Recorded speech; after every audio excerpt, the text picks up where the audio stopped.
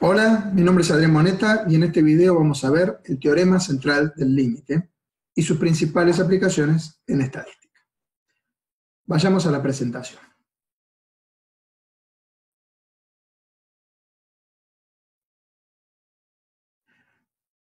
¿Cómo va a estar organizada esta clase? Bueno, primero vamos a hacer una breve introducción, ¿sí? Presentación general del teorema central del límite, para poder comprender que en realidad no es un único teorema, sino un conjunto de resultados. Vamos a hacer un repaso por la historia, ¿sí?, de este teorema, y luego sí vamos a enunciar primero el caso general, luego uno más particular, en la forma que tradicionalmente lo vemos en esta materia, ¿sí? Por último vamos a ver aplicaciones a la media muestral y a la proporción muestral, y en realidad finalmente, ¿sí?, la bibliografía recomendada para ver este tema.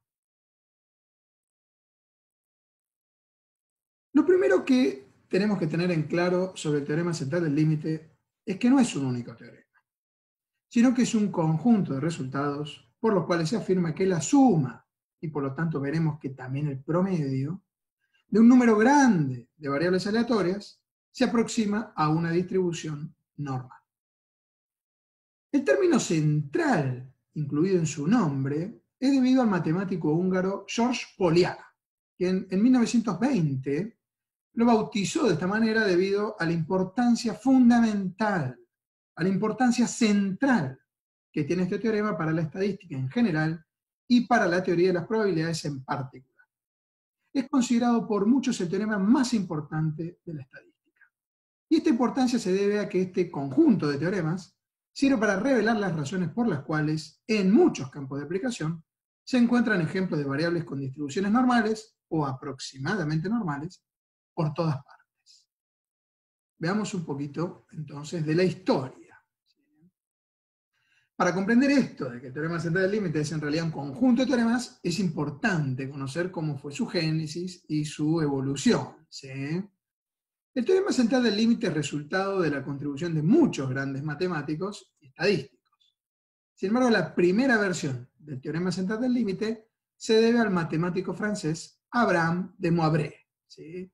Y en su libro The Doctrine of Chances, ¿sí?, de 1733, la doctrina de las chances, ¿sí?, en realidad la traducción literal es la doctrina de las chances, ¿no? Pero una menos que literal, pero mejor, sería la teoría de las probabilidades, ¿sí?, que fue escrito en inglés porque en esa época de Moivre vivía en Inglaterra, se había escapado de Francia por motivos religiosos, ¿sí?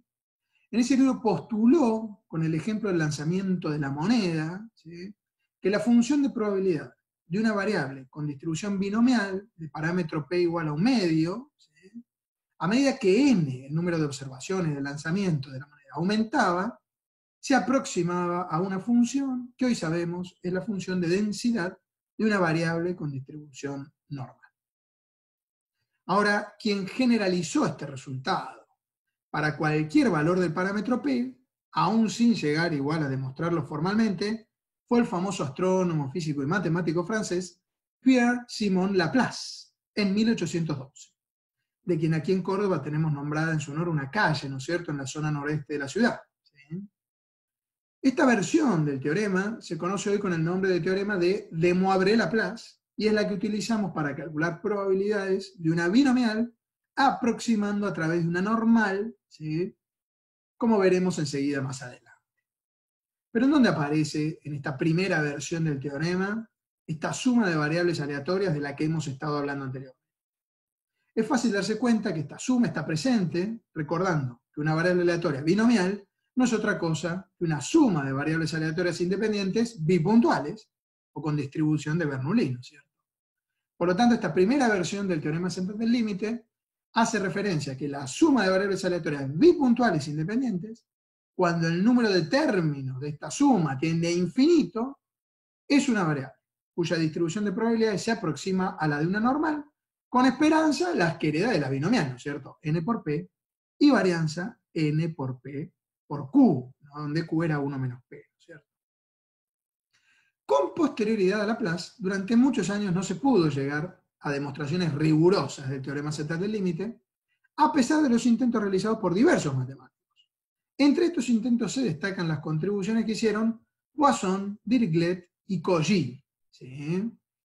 En el caso de Simon Denis Poisson, este físico y matemático francés, más conocido por nosotros por la distribución de probabilidad que lleva su nombre, ¿sí?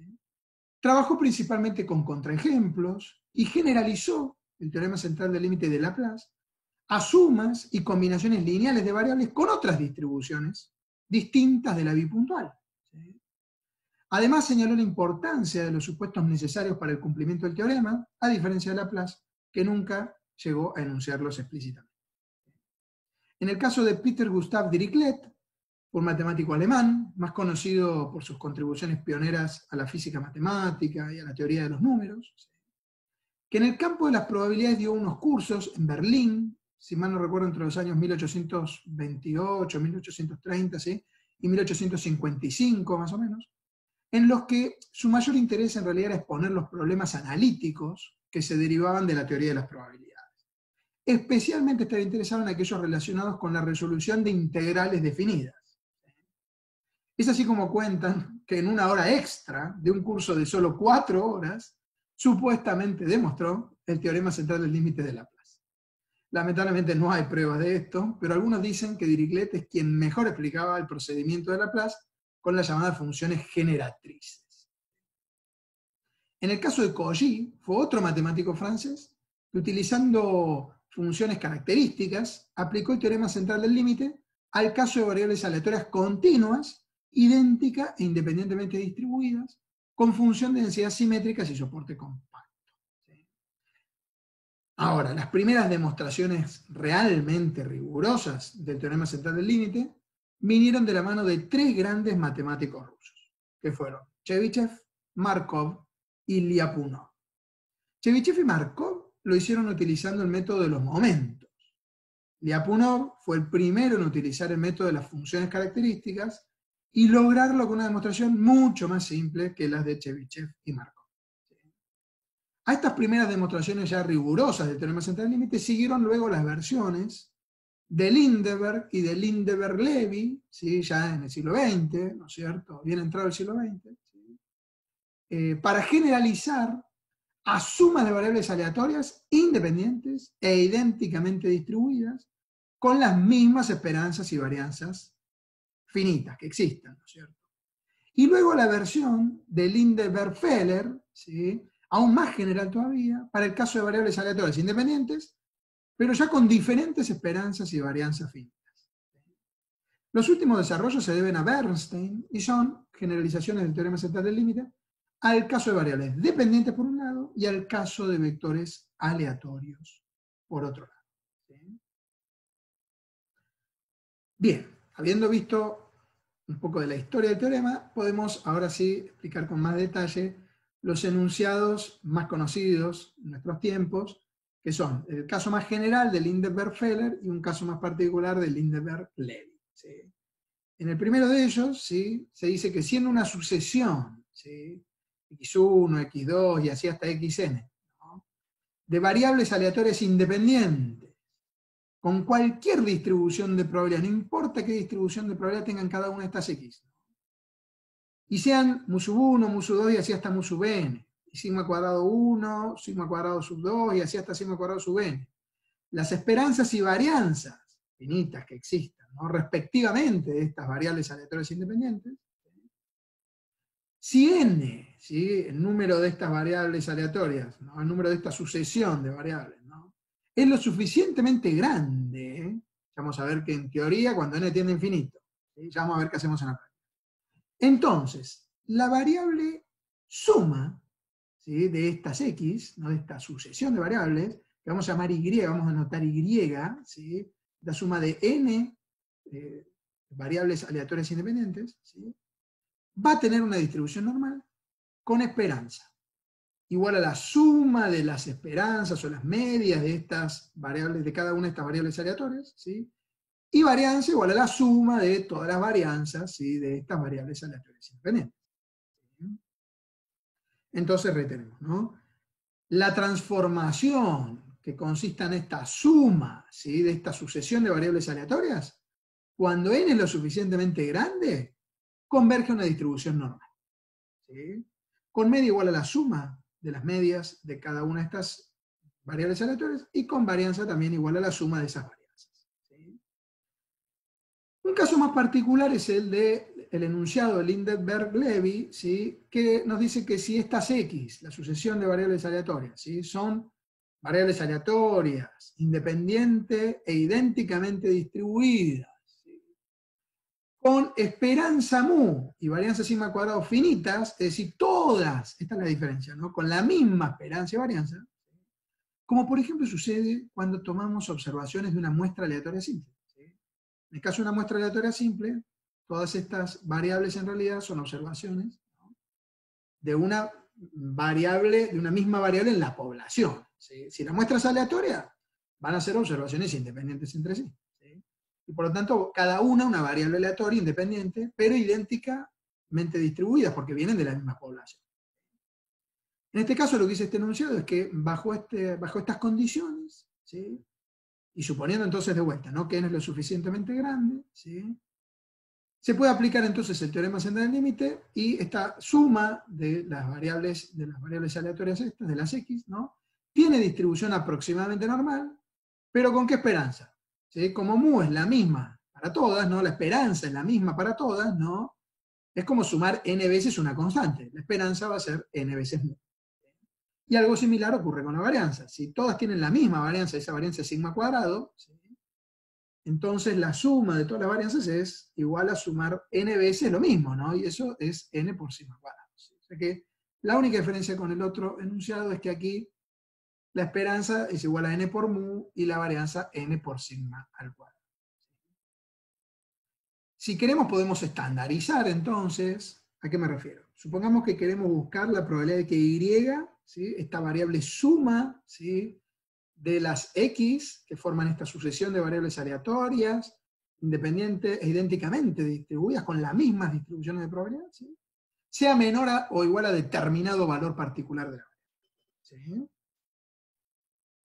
Si esta sucesión realmente tiene un n lo suficientemente grande, ¿sí?, en el límite cuando n tiende a infinito, ¿sí?, entonces vamos a poder estandarizar, ¿sí?, es decir, restarle a y su esperanza, que vimos era n por mu, y su desviación estándar, que sería la raíz cuadrada de su varianza, que era n por sigma cuadrado, ¿sí?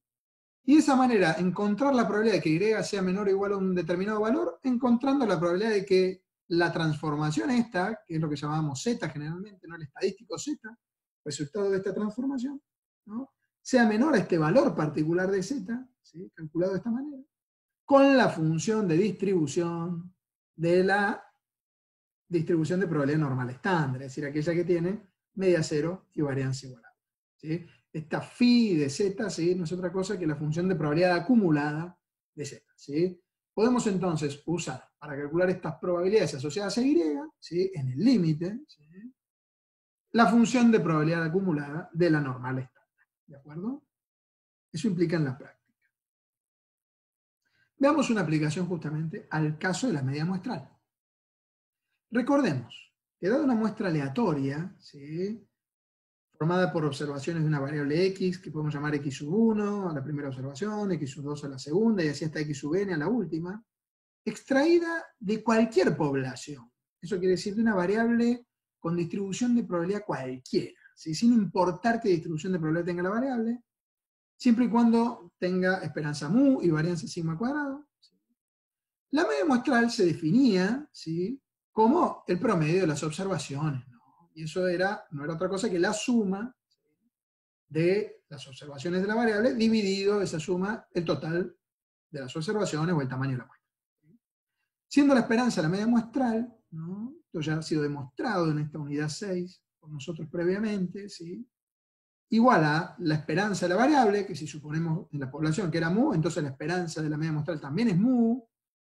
Se dice que por eso la media muestral es insesgada, ¿no? ¿Sí? Su esperanza es igual al parámetro que intenta estimar, pero esto ya lo vamos a ver con mucho más detalle en estadística 2. Y su varianza, también lo hemos demostrado anteriormente, es igual a sigma cuadrado sobre n. La varianza, digo, de la media muestral, ¿no? Y esto también con independencia del teorema central del límite, ¿cierto? ¿Sí?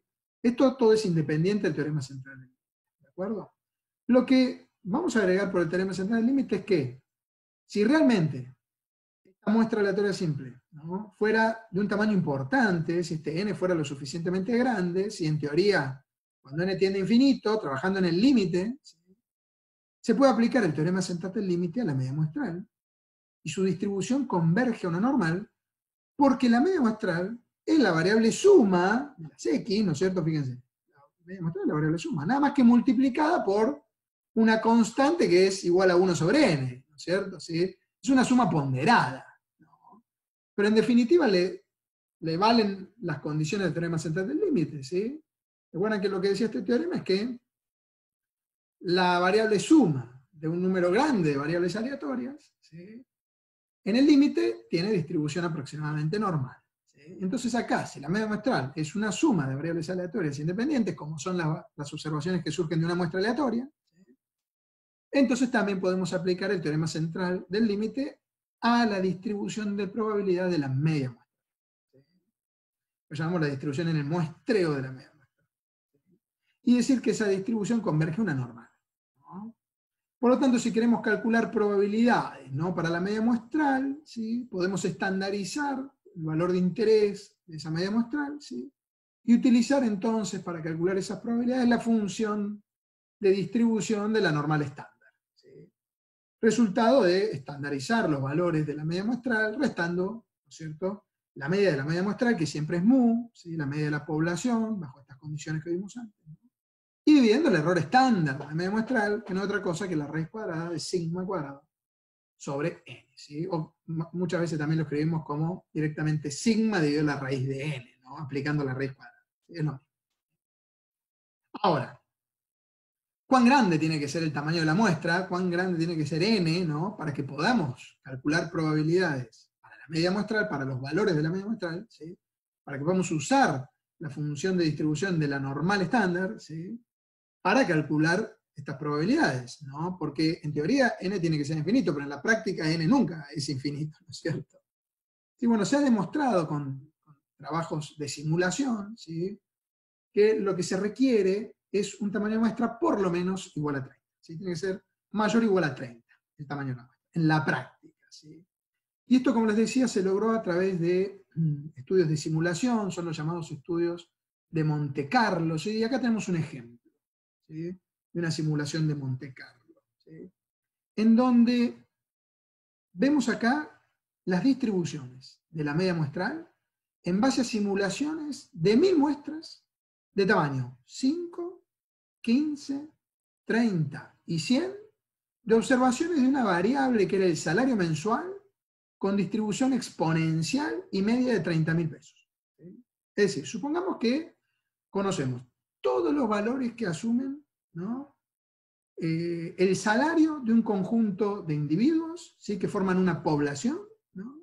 Sabemos que la distribución de probabilidad de esa variable, ¿sí?, es exponencial y tiene una media de 30.000 pesos. Acuérdense que la media de la exponencial es igual a 1 sobre lambda, en donde lambda, ¿sí?, era el parámetro a su vez de la Poisson, ¿no? ¿Sí? Y sería 1 sobre lambda. Este 30.000 pesos es igual a 1 sobre lambda, ¿sí? ¿De acuerdo? Entonces, les decía, supongamos que tenemos una población formada por esta variable, ¿sí?, y que tomamos de esa población 1000 muestras diferentes, ¿sí?, aleatorias, ¿no? Al principio tomamos 1000 muestras, cada una de ellas de tamaño n igual a 5, ¿sí?, de 5 individuos, tomo una primera muestra de 5 individuos, y me fijo cuál es el salario. Y después, entre esos 5 individuos, calculo el salario promedio, la media de la muestra de esos 5 individuos. Luego tomo otra muestra aleatoria de otros 5 individuos, calculo la media del salario de esos 5 individuos, y así 1000 veces. Calculo 1000 veces la media muestral, ¿sí?, tabulo esos valores y represento este histograma, ¿sí?, que me muestra cuántas veces se repitieron los valores agrupados en intervalos, ¿no?, de los diferentes valores que fueron observados de la media muestral, ¿sí? Fíjense que para n igual a 5, ¿no?, el histograma de la distribución de la media muestral, ¿no?, muestra que tenemos una distribución bastante asimétrica hacia la derecha, ¿no es cierto? ¿Sí? Y por lo tanto que no hay una distribución normal, ¿sí? Si la simulación la hacemos con muestras de tamaño 15, si tomamos 1000 muestras, cada una de esas 1000, de 15 individuos, ¿sí? Y les preguntamos el salario de esos 15 individuos, ¿no? Y de cada una de esas 1000 muestras calculamos la media de la muestra, ¿sí? Y luego representamos gráficamente los resultados de todas esas medias muestrales y sus frecuencias. Fíjense que, si bien se mantiene la asimetría derecha, se va perdiendo un poco el sesgo, ¿no? Es menos asimétrica que la primera simulación, ¿no? Si ya lo hacemos para n igual a 30, fíjense cómo se logra bastante simetría, ¿sí? Y ni hablar si las simulaciones son hechas con muestras de tamaño 100, fíjense cómo prácticamente se observa, o claramente se observa, una distribución aproximadamente normal. Entonces fíjense cómo se cumple en la práctica el teorema central del límite y cómo acá se puede ver que a partir de n igual a 30, ¿sí? La distribución de la variable media muestral, ¿sí?, se aproxima a una normal. Muy bien. Veamos un ejemplo de aplicación concreto a la media muestral. Supongamos que la variable gasto mensual en alquiler tiene una media poblacional igual a 15 y una desviación estándar poblacional igual a 3, todo en miles de pesos. Y que tomamos una muestra de 36 inquilinos. Que vamos a tomar una muestra de 36 inquilinos. Fíjense que en ningún momento nos dan el dato de qué distribución de probabilidad tiene esta variable gasto mensual en alquiler. Solamente si tenemos, ¿no?, la media, ¿no?, 15, y la desviación estándar, que es 3, en la población. Yo pensé que nos preguntaran qué distribución de probabilidad tiene la media muestral, sin haber calculado, sin haber tomado ninguna muestra, ¿no?, ni calculado la media muestral, ni los posibles valores, mucho menos un montón de muestras, y los posibles valores de la media muestral. Bueno, como el tamaño de muestra es lo suficientemente grande, ¿no?, mayor a 30 en la práctica, que es 36, podemos aplicar el teorema central del límite. Y decir entonces que la media muestral converge en distribución a una normal, con media igual a 15, la misma media de la variable de la población, ¿sí?, y con, ojo, error estándar. Acuérdense que la desviación estándar de la media muestral no es igual a la desviación estándar de la variable de la población, sino a su desviación estándar, que aquí sería 3, ¿no?, dividido la raíz cuadrada del tamaño, que acá era 36. Y de acá hasta podíamos transformar los valores de la media muestral, ¿no? Y este tipo de transformación, que resulta de estandarizar los valores de la media muestral, sería otra variable que, a diferencia de esta primera, tendría el caso particular de una distribución normal estándar, ¿no?, con media cero y varianza igual. Bajo estas condiciones, supónganse que nos preguntan cuál es la probabilidad de que la media muestral sea mayor a 18.000 pesos. Fíjense que no teníamos acá, reitero, ¿no?, la distribución de probabilidad de la variable. Entonces, ¿cómo podemos calcular la probabilidad de que el gasto mensual sea mayor a determinado valor? Y mucho menos la probabilidad de que el gasto promedio mensual de la muestra, ¿no?, sea mayor a determinada cantidad, ¿sí? Bueno, justamente para la media muestral lo podemos hacer, porque para ella se puede aplicar el teorema central del límite, dado que la muestra fue suficientemente grande. ¿Y en qué consiste aplicar el teorema central del límite? Bueno, planteemos el problema.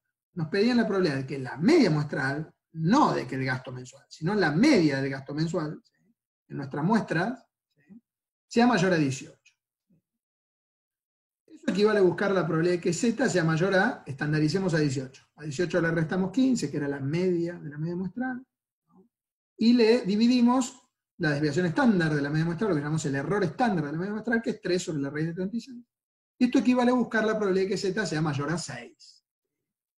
Que sin necesidad de buscar en ningún lado, en ninguna calculadora de probabilidades, ¿no es cierto?, de usar ningún software, nada, sabemos que esto es igual a 0, ¿no es cierto?, porque se acuerdan que la normal estándar, ¿sí?, iba más o menos de menos 3,5 a 3,5 positivos, ¿sí?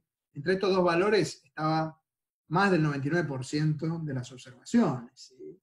Entonces, más allá de 3,5, ¿sí?, más allá de 4, de 5, 6, no hay nada de probabilidad. A la derecha de ese valor no hay nada de probabilidad, ¿sí?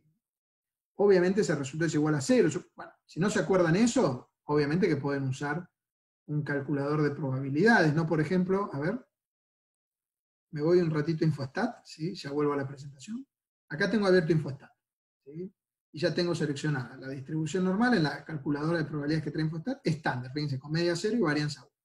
Si busco la probabilidad de que Z sea mayor a 6, calculo, fíjense que la probabilidad de que Z sea mayor a 6, acá está en notación exponencial, ¿no? Pero quiere decir que hay 10 ceros, un 0, ¿no? Y 9 ceros más después de la coma, y recién ahí viene un 99. O sea que esto es 0,0000000, y recién en el décimo decimal aparece un 99, ¿sí? O sea que esto es prácticamente 0, ¿sí? Como estábamos viendo recién, ¿de acuerdo? Entonces, volvamos a nuestro ejemplo, ¿sí? Usando la distribución normal estándar, podemos resolver este problema y concluir que la probabilidad de que la media muestral sea mayor a 18.000 pesos es igual a 0. ¿Sí? Aún habiendo desconocido cuál era la distribución de probabilidad del gasto mensual, ¿sí? Y igual con la distribución de la media muestral, excepto que en el caso de la media muestral sí pudimos porque es una suma de variables aleatorias y la muestra era grande, y entonces pudimos aplicar el teorema central. Veamos un ejemplo más. Supongamos que nos piden qué intervalo simétrico contiene al 95% de las medias muestrales. Nosotros podemos saber qué intervalo simétrico alrededor de 0, siendo 0 la media de z, ¿se acuerdan? Encierra el 95% de valores en la distribución normal estándar. ¿Cómo encuentro eso? ¿Sí? A ver, volvamos a InfoStat, ya que estamos. ¿Sí? ¿Cómo encontramos eso? A ver, vamos a, mejor me conviene aquí ir a un gráfico, ¿no? Veamos el gráfico de la normal estándar, ¿sí? Y si yo quiero ver qué probabilidad encierra el 95%, ¿sí? Puedo buscar entre qué valores hay el 95%. Fíjense que por defecto me propone InfoStat buscar la probabilidad de que z esté entre menos 1,9599, que es menos 1,96, ¿no? Redondeando el tercer decimal, y 1,96 positivo. Fíjense que si yo acepto, justo hemos encontrado los valores que estamos buscando, pero para z, ¿no? ¿A qué me refiero? Entre menos 1,96 y 1,96 positivo, según InfoStat acá, y con cualquier calculador de probabilidades va a pasar lo mismo, ¿sí? Vamos a agrandar esto para que lo vean bien. La probabilidad que hay entre esos dos valores, la probabilidad de este evento, ¿sí? Es 0,95, o sea, 95%, ¿sí? ¿Cómo estoy seguro de que este valor es menos 1,96 y este otro es el positivo? Le agrego aquí dos líneas de corte, fíjense, menos 1,96, y ahí apareció, ¿no es cierto? Y acá abajo 1,96. Claramente entonces aquí nos está mostrando la probabilidad que hay de que z esté, ¿no? Entre menos 1,96 y 1,96 positivo. ¿Sí? Y eso es 95%. Entonces, volviendo a la presentación, ¿no? Yo sé que la probabilidad de que z esté entre menos 1,96 y 1,96 positivo, ¿no? Es 0,95. Ahora, ¿cuáles serán los valores de X barra, de la media muestral, que encierran el 95% de probabilidad? Que es lo que me están pidiendo. Bueno, ahora es el problema inverso al que tuvimos en el punto anterior, ¿no? Ahora conocemos los valores de z y necesitamos calcular, conocemos la probabilidad, ¿sí? Y necesitamos conocer los valores de X barra, ¿sí? Acá conocemos el valor de X barra y nos pidieron una probabilidad. Para hacer esto anterior, estandarizamos. ¿Qué vamos a hacer ahora? Desestandarizar, ¿no? ¿Cómo desestandarizamos? Si para estandarizar hicimos z igual a la media muestral menos la media de la media muestral sobre el error estándar, ahora para despejar a la media muestral, ¿qué hacemos? Multiplicamos en ambos miembros por el error estándar y entonces se simplifica acá en el segundo miembro, en el lado derecho, y pasa a estar multiplicado por z, ¿sí? El error estándar, va a quedar z por 3 sobre la raíz de 36, y finalmente sumamos en ambos miembros a 15, y del lado derecho nos va a quedar solamente entonces la media muestral, y del lado izquierdo nos va a quedar z por, ¿no es cierto?, 3 sobre la raíz de 36 más el 15. ¿No? Lo hacemos acá entonces reemplazando a z por qué. Primero por menos 1,96, para tener el valor del límite inferior de este intervalo que estamos buscando, y luego por 1,96 positivo, ¿no?, para tener el valor del límite superior de este intervalo simétrico que estamos buscando para la media muestral, ¿sí? O sea, que desestandarizando, ¿sí?, podemos encontrar los valores de la media muestral que encierran al 95% de todos los valores posibles de las medias muestrales. Y los resultados son 14,02 y 15,9. Entonces, formalmente, la probabilidad de que la media muestral se encuentre entre 14,02 y 15,98 es 95%. El intervalo que contiene el 95% de las medias muestrales es el que está comprendido entre los valores 14,02 y 15,90. Fíjense entonces cómo de esta manera podemos calcular probabilidades para la media muestral, ¿sí? Y encontrar a partir de probabilidades valores de la media muestral, ¿sí? Aplicando el teorema central del límite. ¿De acuerdo? Así como se puede aplicar sobre la media muestral, también se puede aplicar el teorema central del límite a la proporción muestral. Recordemos que toda variable binomial es una suma de variables bipuntuales, ¿sí? Aquí cada una de estas x, ¿no? ¿Se acuerdan? Era una variable que podía asumir dos valores, dicotómica, 0 o 1, ¿sí? Una variable con distribución bipuntual. Y suponemos que había detrás una probabilidad de que x sea igual a 1, conocida y constante si repetíamos esto muchas veces, ¿no? Y si lo repetíamos un n número de veces, ¿no? Dada una probabilidad constante y que en cada observación x pueda asumir dos valores, ¿no? Y sumábamos estas observaciones de x, en definitiva los 1, porque los ceros no agregan nada a la suma, teníamos una variable con distribución binomial, ¿se acuerdan? Por lo tanto, si el número de variables, estas bipuntuales que sumamos acá es lo suficientemente grande, ¿no? Podemos aplicar el teorema central del límite a esta variable binomial, a esta suma, ¿sí? Esto es una suma, la binomial es una suma de variables aleatorias independientes, ¿sí? Si esto realmente es una muestra aleatoria. Y por lo tanto, se le aplica el teorema central del límite, la versión de Laplace, ¿no? Justamente, que nos dice que converge una normal, ¿sí? ¿Con qué media y con qué desviación estándar? Bueno, las que hereda de la propia distribución binomial, ¿no es cierto? La distribución binomial, ¿se acuerdan? Tiene esperanza n por p y varianza n por p por q, así que la desviación estándar es la raíz de n por p por q. Si queremos calcular probabilidades para esta variable binomial, lo podemos hacer aproximadamente con la distribución normal de esta distribución, con estos parámetros, o estandarizando, ¿sí? Los valores de esta binomial, ¿sí? Es decir, restándole la esperanza, dividiendo la desviación estándar, y trabajando con la normal estándar, ¿sí? Eso para una distribución, para una variable con distribución binomial. Ahora, si consideramos que la proporción muestral, que en muchos lados llamamos P sombrero, ¿no es cierto?, es una suma de bipuntuales multiplicada por una constante, ¿sí? ¿Cómo se calcula la proporción de determinada característica en una muestra? Es decir, supónganse que nosotros tenemos un conjunto de individuos, ¿no? Y queremos conocer la proporción de individuos que cumple con determinada cualidad o atributo o característica, ¿sí? Lo que hacemos entonces es observar en la muestra cuántos individuos tienen esa característica, ¿sí? Y contamos el número de individuos que la tienen, ¿no? Y esa suma, ¿sí?, la dividimos sobre n. Es decir, clasificamos a cada individuo en un 1 o un 0, 1 si tiene esa característica, 0 si no la tiene, y después sumamos los unos, ¿no? Y al final dividimos sobre n, y eso nos da la proporción de individuos que tienen esa característica. Y en definitiva, fíjense que se puede ver de esta manera como la proporción muestral no es otra cosa que una media muestral, nada más que la media de una variable que en realidad es bipuntual, ¿no? Donde cada uno de los valores de x puede ser un 0 o un 1. ¿Sí? Pero no deja de ser una media muestral, no deja de ser una suma de variables aleatorias, si esta muestra es aleatoria, de variables aleatorias independientes, y por lo tanto se le puede aplicar el teorema central del límite, y suponer que su distribución converge también a una normal. ¿Con qué parámetros? Cuidado acá, ¿no?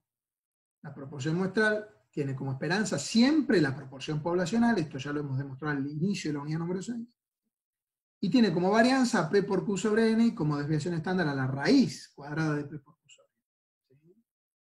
Entonces, para calcular probabilidades asociadas a valores de la proporción muestral, podemos usar esta distribución de probabilidad en el límite, ¿sí?, o su versión estandarizada, si al valor que nos interesa, la proporción muestral, le restamos su esperanza, que es la proporción poblacional, y le dividimos su error estándar.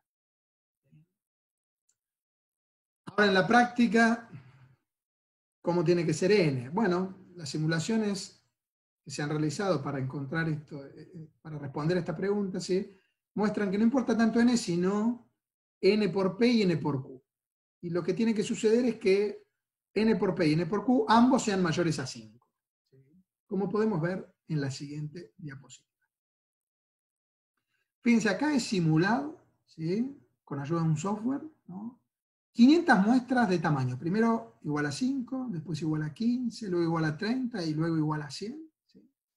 De observaciones que vienen de una variable que es el tipo de inquilino con probabilidad 20% de pagar el alquiler con demora.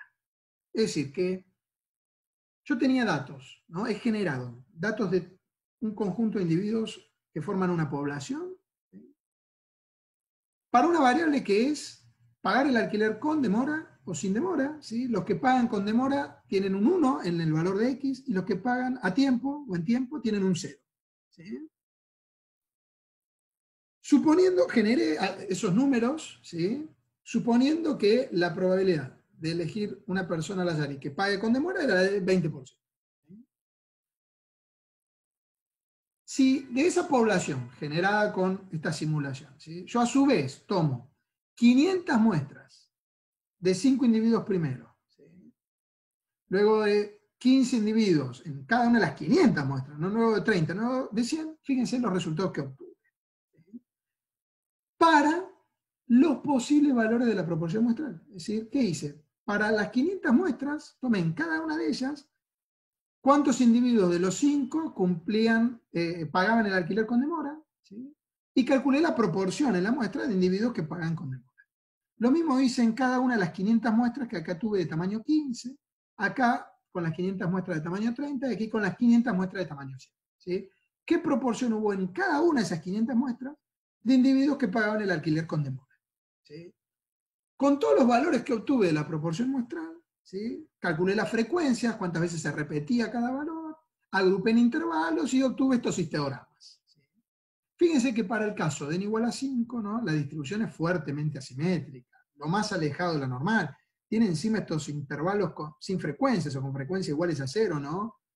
Que muestran que es lo más lejos de una distribución normal, ¿no? Para n igual a 15, se reduce un poco el sesgo, pero sigue siendo claramente una distribución que no es normal, ¿no? Pareciera que hay 2 grupos o 3 acá, ¿no? ¿Sí? En cambio, para n igual a 30 ya se logra bastante simetría, todavía parece un poco leptocúrtica, ¿no? Una puntiagudez muy alta o elevada, ¿no? Pero ya para n igual a 100 se disipa totalmente, ¿no? Y claramente aparece una distribución aproximadamente normal, ¿sí? Para la proporción muestral de individuos que pagan el alquiler con demora. ¿Sí?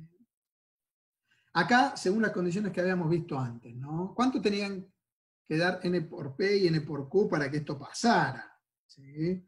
Fíjense qué pasa cuando n es igual a 5. ¿Se cumple? ¿Sí? Esto de que n por p y n por q es mayor a 5. Fíjense que 5 era n por p, que era 0,20, es igual a 1. No se cumple que n por p sea mayor a 5. Mucho menos que n por q. Tampoco n por q, ¿no? Y acá, si n es igual a 15, fíjense que 15 por 0,2, que era nuestro P, que venía de aquí, ¿no es cierto? Es igual a 3, tampoco cumple ser mayor a 5. O sea que, claramente por este motivo, ¿no? En estas primeras simulaciones, cuando los tamaños muestran chicos, las distribuciones no eran normales. En cambio, cuando n es igual a 30, ¿sí? 30 por 0,20 es igual a 6. Ya es mayor a 5. ¿Sí? Y 30 por 0,80, 30 por Q, también es mayor a 5, ¿cierto? Con más razón, es 24. ¿Sí? Los dos son mayores a 5. ¿Sí? Y por eso entonces ya tenemos una distribución aproximadamente normal. Y mucho mejor cuanto más grande ese tamaño muestra. Fíjense que acá se parece mucho más a una distribución normal, ¿no? Y claro, porque 100 por 0,20 es igual a 20, ¿no es cierto? Que es mucho más grande de 5.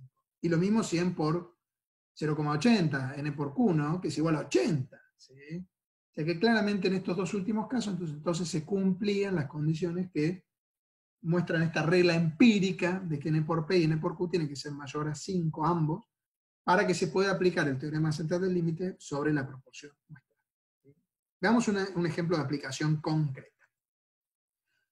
Supongamos que un banco estima, en base a su experiencia pasada, ¿no? Que del total de créditos hipotecarios otorgados, el 10% es incobrable. Si sabemos que la probabilidad de que un cliente no pague, ¿sí? De que un crédito es incobrable, es del 10%. Esa sería la probabilidad del éxito, suponiendo que el éxito es descubrir un cliente incobrable, ¿sí? Un crédito incobrable, ¿no?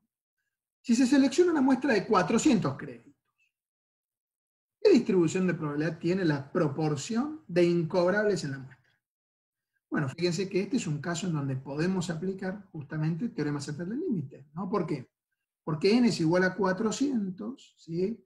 Y p es igual a 0,10, ¿no es cierto? Fíjense que 400 por 0,10 es igual a 40, que es mayor a 5.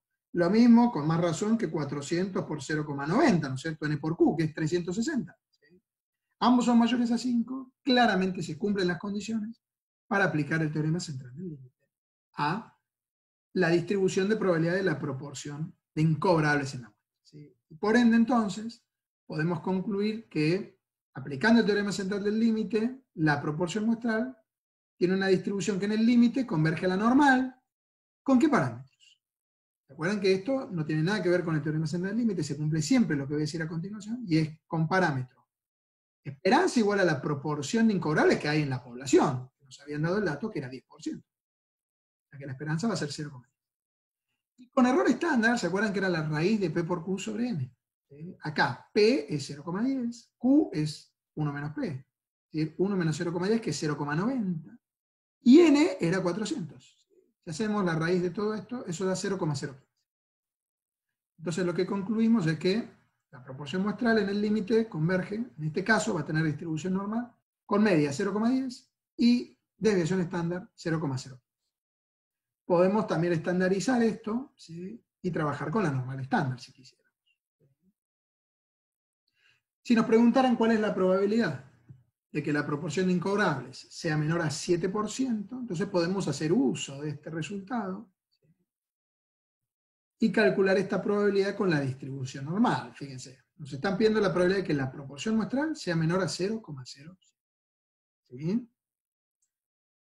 Estandarizando este valor, 0,07, ¿no es cierto? Le resto la media de esta distribución, que es 0,10, y le divido el error estándar de la proporción muestral, que es 0,015. Y eso equivale a buscar la probabilidad de que z sea menor a menos 2. ¿De dónde saco este resultado? Bueno, podemos, por ejemplo, trabajar con Infostat. ¿Sí? Me voy a Infostat. Y calculo la probabilidad de que z sea menor a menos 2. Lo voy a hacer, por ejemplo, con la calculadora de probabilidades y cuantiles. Para la normal estándar le voy a pedir la probabilidad de que el valor aquí, Infostat lo llama x, ¿no es cierto? Para nosotros sería z, ¿sí? Sea mayor a menos 2, que está aquí, ¿no es cierto? Es este resultado. Aquí dice probabilidad de que x sea mayor a este valor que hemos puesto acá, ¿no? Fíjense que es 0,9722. ¿Sí? Perdón, 9772. 9772. Si volvemos a la presentación. Ah, perdón, era de que sea menor. De que sea menor. De que sea menor era este resultado. 0,02275. ¿Sí? 0,02275. Entonces, como les decía, de ahí viene este resultado. ¿Sí? ¿Cómo lo obtuvimos? Usando la distribución normal. ¿Sí? Porque pudimos aplicar el teorema central del límite. ¿De acuerdo? Ahora, si nos preguntaran, ¿cuál es la probabilidad de que 43 o más préstamos sean incobrables? Acá ya no nos están pidiendo una probabilidad asociada a la proporción muestral, sino la probabilidad de que la variable número de préstamos incobrables sea mayor a 43, mayor o igual a 43, ¿no? Ya no es una probabilidad para la proporción muestral, ¿sí? ¿Qué nos están pidiendo aquí? Que calculemos una probabilidad sobre el número de créditos incobrables, la variable con distribución binomial, ¿sí? Fíjense, si en una muestra de 400 créditos, con una probabilidad de que cada crédito sea incobrable del 10%, ¿sí? Yo quiero saber qué probabilidad hay de que 43 o más de estos 400, ¿sí? Sean incobrables, puedo aplicar la distribución binomial, ¿sí? Acá, si bien no lo dice, es como si la muestra fuera con reposición, porque es tan grande que es como si fuera una población infinita, ¿no es cierto? ¿Sí? Entonces puedo aplicar la distribución binomial y calcular esta probabilidad, la probabilidad exacta de que da respuesta a esta pregunta con la distribución binomial, ¿sí? Pero ya que estamos aplicando el teorema central del límite, como se cumplen las condiciones, también puedo aplicar la versión de Laplace del teorema central del límite para la binomial. ¿Sí? Es decir, buscar la probabilidad de que Y, ¿sí? esta variable que según la versión de Laplace, ¿no?, también converge a una normal. De hecho, por eso la proporción muestral converge a una normal, ¿no es cierto? Porque y es la variable suma, ¿no?, y la proporción muestral es esto sobre n, ¿no es cierto? La y sobre n. ¿Sí? La y habíamos visto que tenía distribución normal, ¿sí? ¿Con qué media? Bueno, la media de la binomial, que era n por p, cuidado con esto, ¿no? N es 400, p 0,10, la media de la binomial es 40, ¿no? El número de préstamos incobrables es 40. Este sería el número promedio esperado de créditos incobrables en una muestra de 400.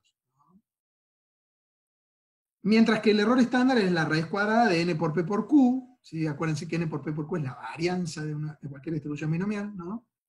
Y este resultado es igual a 6. ¿No? Entonces, usando este resultado del teorema central del límite, la versión de Laplace, ¿no?, podemos buscar la probabilidad de que y sea mayor o igual a 43, ¿no?, por ejemplo, estandarizando, ¿sí?, a este valor 43, y buscando la probabilidad de que z sea mayor a 43 menos la media de y, que es 40, dividido la desviación estándar de y, que es 6. Fíjense que aquí no puse el igual, puse z mayor. Podría haber puesto mayor o mayor o igual. Es lo mismo. ¿Por qué?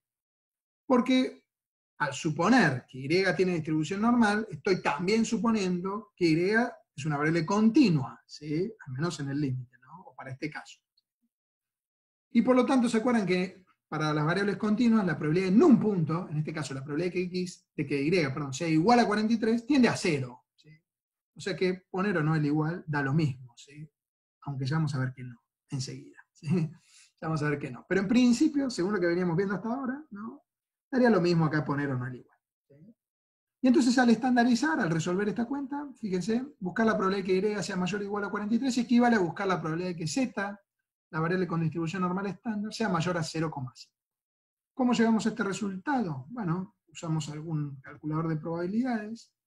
Por ejemplo, me voy a Infostat, ¿sí?, y pido la probabilidad de que esta variable normal estándar sea mayor a 0,5.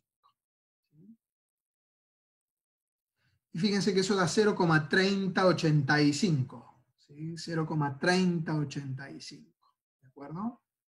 Volvemos, y aquí está ese resultado. ¿Sí? Entonces, así como lo aplicamos a la proporción muestral, también se lo podemos aplicar a una variable con distribución binomial, como era el número de préstamos incobrables. Pero ¿qué pasa aquí?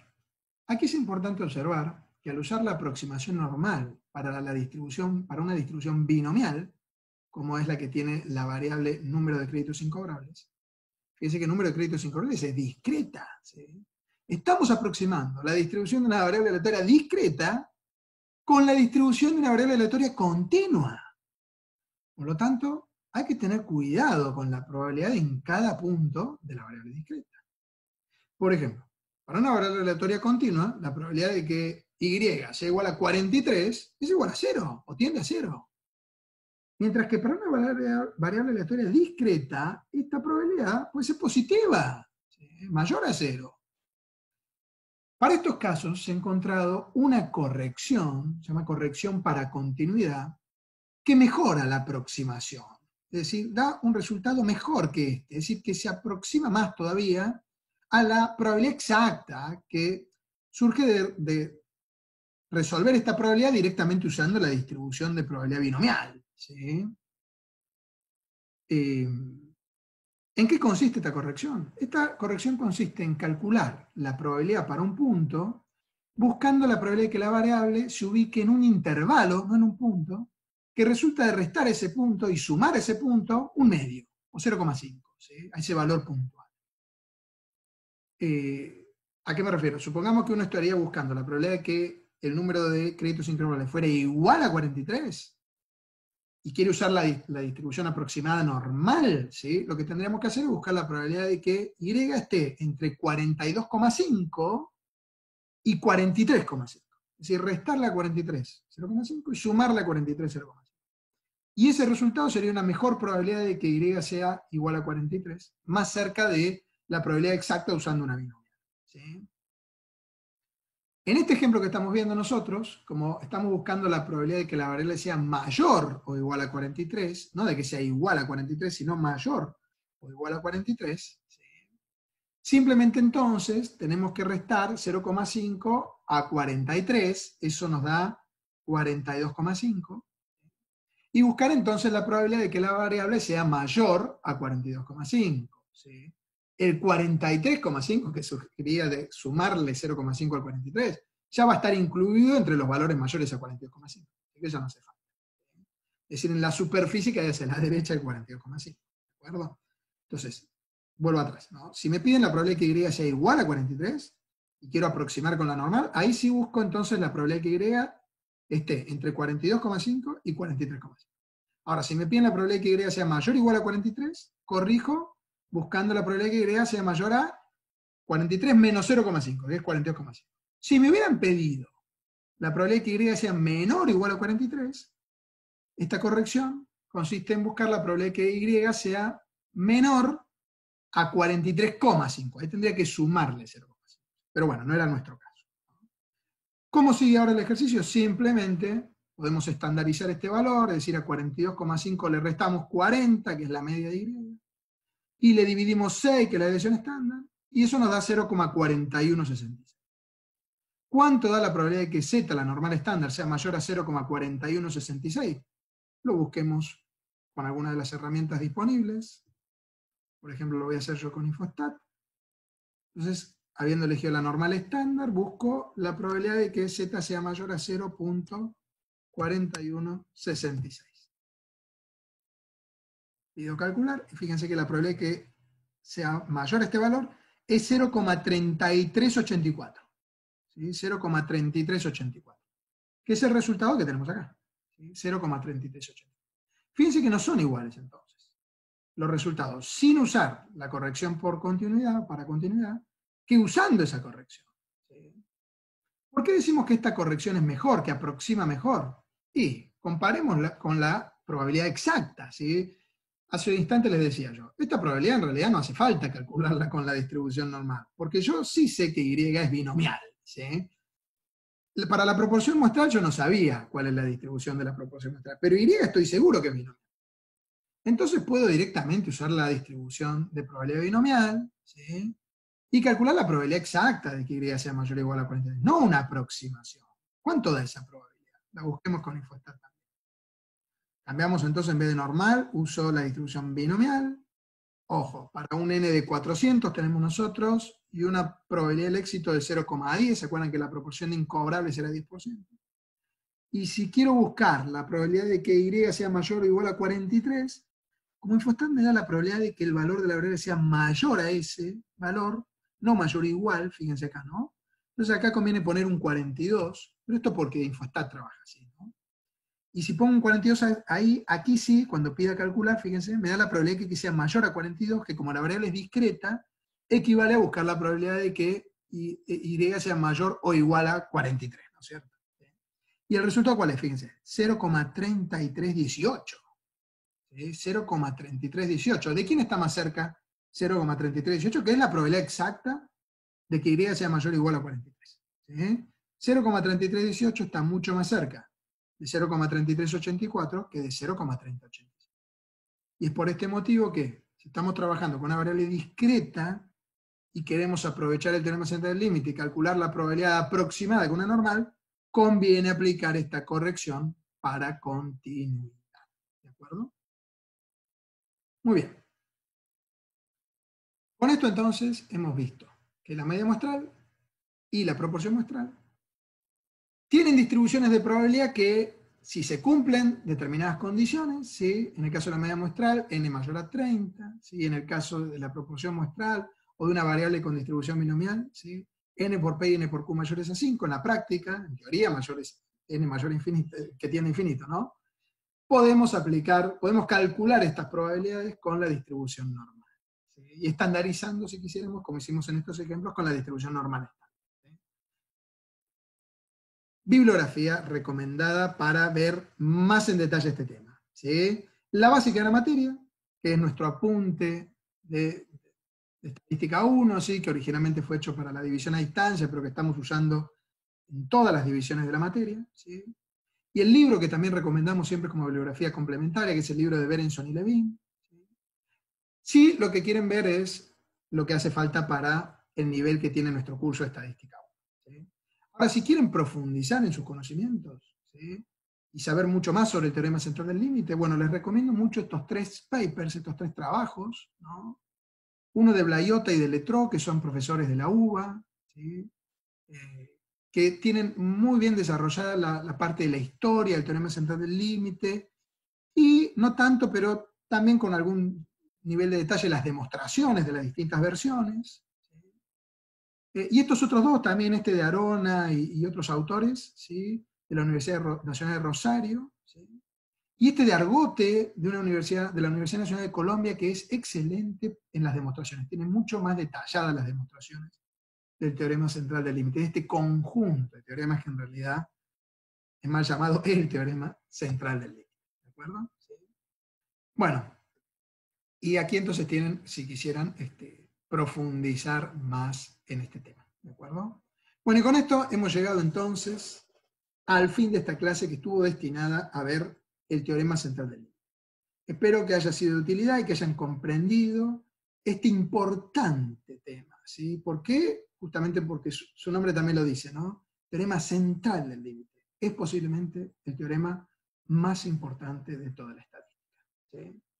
Van a ver que este teorema es el que permite entender también muy bien las distribuciones en muestreo, ¿sí? Que es el tema central de la unidad número 6, ¿sí? Y es el puente que hace falta para comprender todo lo que vamos a ver en estadística 2, ¿de acuerdo? Es decir, para hacer estadística inferencial, ¿sí? Bueno, espero que lo hayan disfrutado.